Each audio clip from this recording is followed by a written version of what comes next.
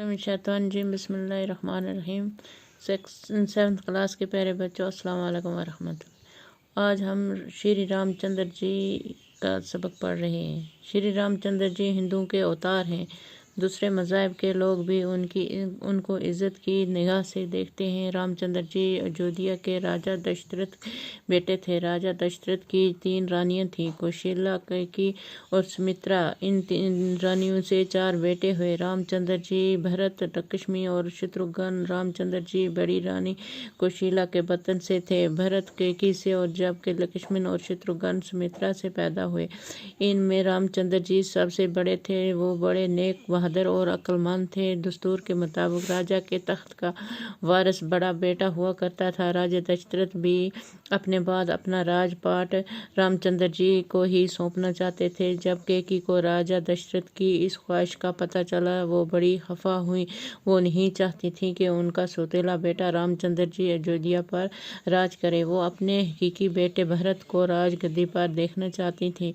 कैकेयी ने एक बार राजा की जान बचाई थी, जिसके बदले में राजा ने उनकी एक मांग पूरा करने का वादा किया था। कैकेयी ने इस मौके को गनीमत जाना और मांग की कि रामचंद्र जी को 14 बरस का वनवास दिया जाए और भरत को गद्दी पर बैठाया जाए।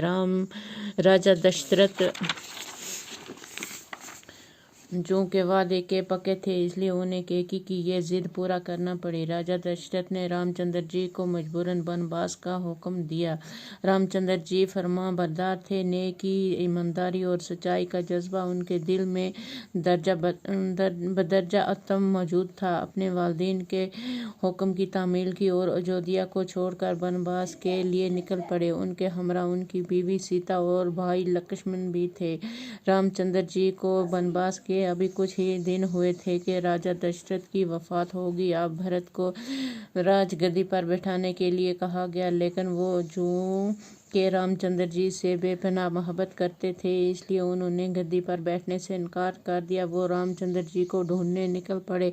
रामचंद्र जी अपने बाप का हुक्म पूरा करना चाहते थे, इसलिए उन्होंने भरत की फरमाइश ठुकरा दी और अयोध्या वापस आने से इनकार कर दिया। भरत को मायूसी हुई। फिर रामचंद्र जी के खड़ाऊ अपने साथ लाए और उन्हें गद्दी पर रख कर रामचंद्र जी के नाम से राज करने लगे।